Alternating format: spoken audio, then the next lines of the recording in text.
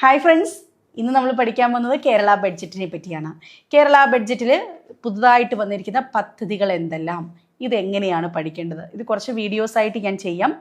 ഏറ്റവും ഇമ്പോർട്ടൻ്റ് ആയിട്ട് നോക്കേണ്ട ഏരിയ ആണ്. എന്തായാലും അടുത്ത് വരാൻ പോകുന്ന എക്സാംസിലെയൊക്കെ ഒരു ഷുവർ ഷോട്ട് ഏരിയ ആയിരിക്കും ഇത്. ഫസ്റ്റ്, ഇത് അവതരിപ്പിച്ചത് ആര്, എന്ന് അവതരിപ്പിച്ചു? 2026 ജൂൺ 19 അവതരിപ്പിച്ചിരിക്കുന്നത് മറ്റാരുമല്ല, നമ്മുടെ മുഖ്യമന്ത്രിയാണ്. ഓക്കെ, അതിലാദ്യം പറയുന്ന ഒരു കാര്യം മിഷൻ സമുദ്ര എന്ന് പറയുന്ന ഒരു പദ്ധതിയെ പറ്റിയാണ്. എന്താ പറയുന്നത്? മിഷൻ സമുദ്ര. മിഷൻ സമുദ്ര എന്താ? മിഷൻ സമുദ്ര പദത്തിൽ തന്നെയുണ്ട്. മിഷൻ സമുദ്ര സമുദ്രവുമായി ബന്ധപ്പെട്ടതാണ്. അതായത് നമ്മുടെ ഒരു 5 വർഷം കൊണ്ട് നമ്മുടെ പോർട്ടുകളെയെല്ലാം ഒരു വലിയ രീതിയിലേക്ക് അപ്ഗ്രേഡ് ചെയ്യുക എന്നുള്ള ഒരു ഉദ്ദേശത്തോടു കൂടി കൊണ്ടുവരുന്ന പ്രോഗ്രാമാണ് മിഷൻ സമുദ്ര. അപ്പം ഇതിൻ്റെ ഭാഗമായിട്ട് പോർട്ട് മാത്രമല്ല ഇൻകോപ്പറേറ്റ് ആകുന്നത്, ഉൾനാടൻ ജലാഗതം ഉണ്ടാകും, സമുദ്രങ്ങൾ, റോഡ് മാർഗങ്ങൾ ഒക്കെയും ഇൻകോപ്പറേറ്റ് ചെയ്ത ഒരു സിസ്റ്റമാണ് മിഷൻ സമുദ്ര എന്ന് പറയുന്നത്. അപ്പം നമുക്ക് ഒരു വലിയ ഒരു പോർട്ട് സിറ്റി എന്നുള്ളൊരു കോൺസെപ്റ്റ് ഡെവലപ്പ് ചെയ്യുക എന്നതാണ് മിഷൻ സമുദ്ര പദ്ധതിയുടെ ലക്ഷ്യം എന്ന് പറയുന്നത്. അതിൻ്റെ ഭാഗമായിട്ട് പറയുന്ന ഒരു ടേമാണ് ഗ്രീൻ ബങ്കറിംഗ് സിസ്റ്റം. എവിടെ വരുന്നു? എവിടെയാണ് ഗ്രീൻ ബങ്കറിംഗ് വരുന്നത്? മറ്റെവിടെയുമല്ല, വിഴിഞ്ഞത്താണ്. വിഴിഞ്ഞം പോർട്ടിലാണ് ഗ്രീൻ ബങ്കറിംഗ് എന്ന് പറയുന്ന സിസ്റ്റം നിലവിൽ വരാൻ പോകുന്നത്.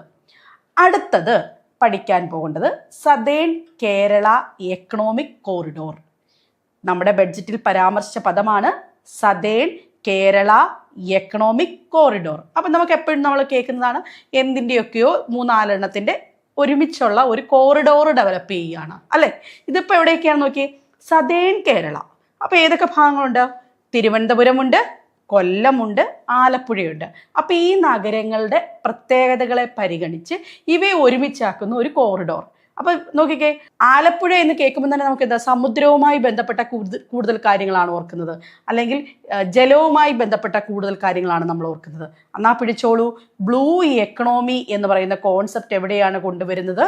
നമ്മുടെ ആലപ്പുഴയിലാണ്. എന്നാൽ കൊല്ലം എന്നൊക്കെ പറയുമ്പം ചവറ എന്നൊക്കെ പറയുമ്പോൾ നമുക്ക് എപ്പോഴും അറിയാം ധാതു, അല്ലെ? അപൂർവ ധാതുക്കളുള്ള സ്ഥലമാണ്. അപ്പം ധാതു സംസ്കരണവുമായി ബന്ധപ്പെട്ട പ്രോഗ്രാംസ് കൊണ്ടുവരുന്നത് എവിടെയാണ്? കൊല്ലത്താണ്.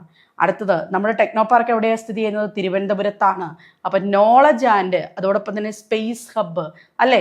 നമുക്കറിയാം തുമ്പയൊക്കെ എവിടെയാണ്? അവിടെയാണ്, തിരുവനന്തപുരത്താണ്. അപ്പം സ്പേസ് ഹബ്ബും വരുന്നത് ഈ സതേൺ കേരള എക്കണോമിക് കോറിഡോറിൻ്റെ ഭാഗമായിട്ട് തിരുവനന്തപുരത്ത്. അടുത്തൊരു പദ്ധതിയും കൂടെ പറയാം. അടുത്ത പരാമർശിച്ച ഒരു പേരാണ് ഇൻവെസ്റ്റ്മെന്റ് കേരള സെല്ല്. എന്താണ് ഇൻവെസ്റ്റ്മെന്റ് കേരള സെല്ല്? ഇൻവെസ്റ്റ്മെന്റിനെ ക്ഷണിക്കുക, അല്ലെ? നമുക്ക് നമ്മുടെ വ്യവസായത്തിന് വേണ്ടി നിക്ഷേപകരെ ക്ഷണിക്കുക.